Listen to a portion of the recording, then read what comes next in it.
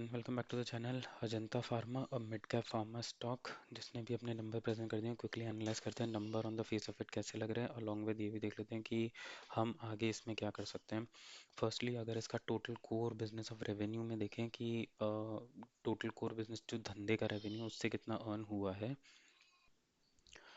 तो वो number 1206 220 and 1104। Quarter on quarter अगर अपन देखें तो ये नेगेटिव ही दिखेगा आपको, 1 से 2% का नेगेटिव दिखेगा, और ईयर ऑन ईयर देखेंगे तो 10% का आपको पॉजिटिव दिखेगा।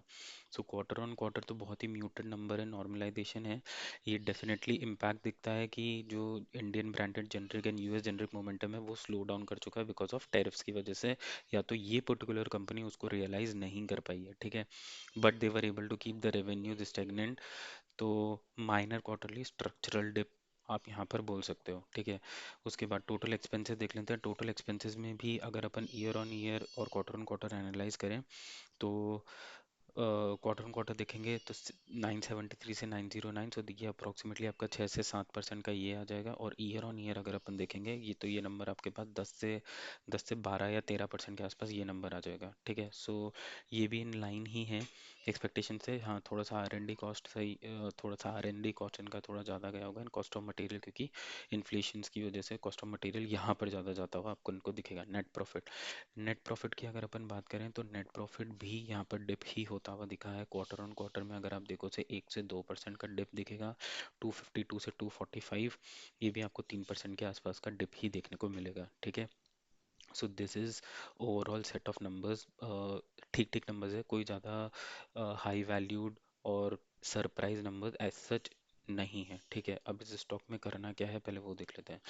इस स्टॉक को अगर आप देखोगे तो ये ट्रेड कर रहा है आपका 2700 से 2800 की टेरिटरी में ये ट्रेड कर रहा है, ठीक है। इसका पीई जो है वो स्लाइटली हाई, 30+ का पीई है, विच इज स्लाइटली हायर अगर आप लार्ज कैप फार्मा से कंपेयर करोगे। That is your son pharma, Davis, Zydus, Cipla and doctor Reddy, ठीक है। अगर आपको इसके अंदर, और ये जो प्राइस है that is above 200 DMA and 50 DMA से ये ऊपर है। सो करंटली अगर आपके पास है, आप इसको सिर्फ होल्ड कीजिए।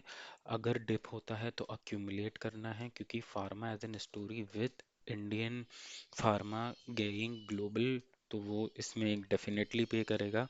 उसके बाद अगर आपको फ्रेश एंट्री करनी है तो अभी थोड़ा टाइम के लिए इग्नोर कीजिए till the time we settle things with US, क्योंकि रेवेन्यू एस्पेक्ट में यहाँ पर इतना ज़्यादा कुछ बढ़ावा नहीं है। सो डेफिनेटली आप ये सब चीज़ों को ध्यान में रखते हुए इसमें इन्वेस्ट कीजिए। So hope you like this video, please like and subscribe.